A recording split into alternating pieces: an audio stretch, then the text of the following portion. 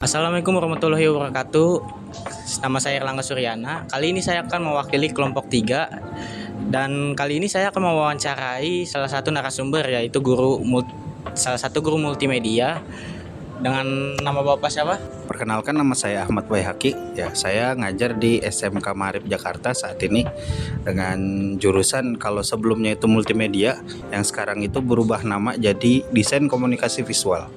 Ya, saya udah lumayan lama lah, sekitar 4 tahun ngajar di sana.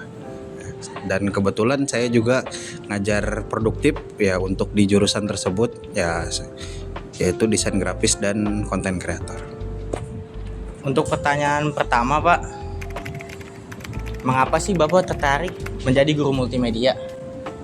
Oke, alasan saya jadi guru multimedia yang pertama itu karena keterpaksaan awalnya ya. Tapi seiring berjalannya waktu, saya pikir ternyata kemampuan saya itu berkembang di sini ya, dan ternyata dibutuhkan juga untuk jurusan multimedia ini.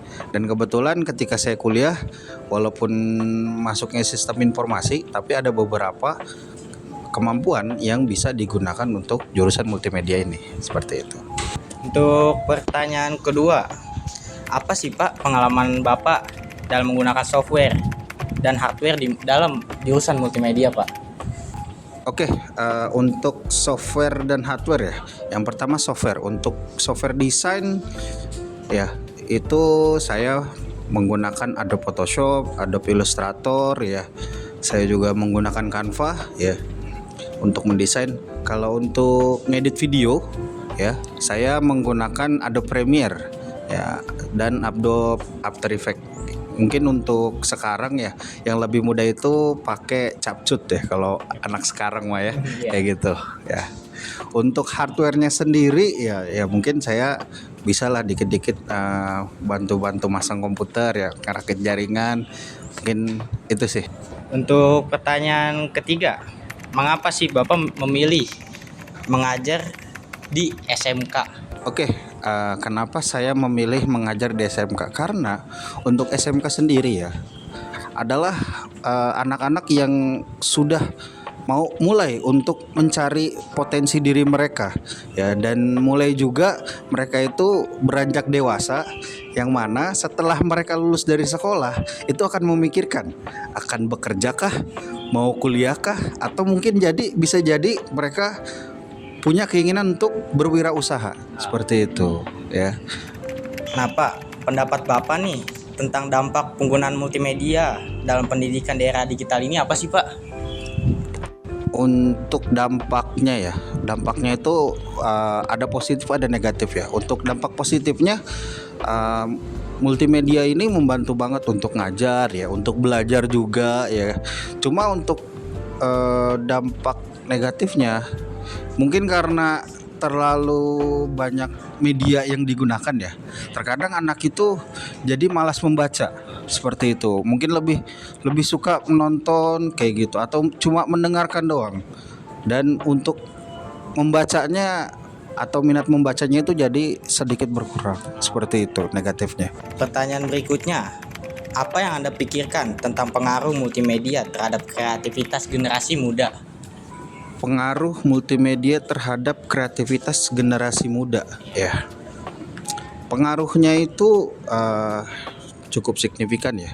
Kalau dibilang multimedia ini hadir sebenarnya adalah sebagai alat bantu untuk anak-anak itu menjadi kreatif. Namun orang-orang yang kebanyakan terlalu tanpa tahu ya menggunakan alat ini, jadi untuk kreativitasnya itu jadi berkurang karena terlalu bergantung ya dengan alat ini gitu ya. Contoh ya, kayak mereka mau nyari ide untuk konten ya, dikit-dikit kalau sekarang kan udah ada AI ya, kayak gitu.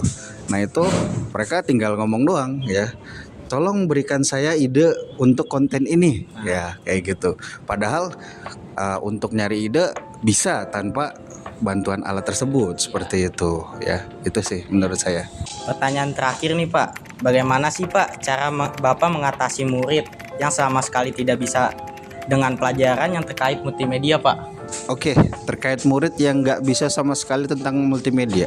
Ya, yang pertama, saya sadarkan dulu ya, pentingnya multimedia itu seperti apa. Ya, yang kedua, kasih motivasi dulu nih. Ya, jangan langsung diajarin, karena kalau kita langsung diajarin, belum tentu dia ada motivasi untuk belajar. Ya, tapi kalau udah dimotivasi, ya kita coba rangkul. Ya, mungkin untuk pembelajarannya ya tiap orang kan beda-beda ya. Ada yang kita ajarin itu bisa langsung nangkep, ada juga harus yang memang kita contohkan. Ya kita tuntun dengan pelan-pelan ya dia baru bisa. Ya mungkin untuk yang nggak mau ya kita mungkin pakai metode yang terakhir tuh yang dituntun ya, pelan-pelan sambil tetap kasih motivasi untuk tetap belajar seperti itu.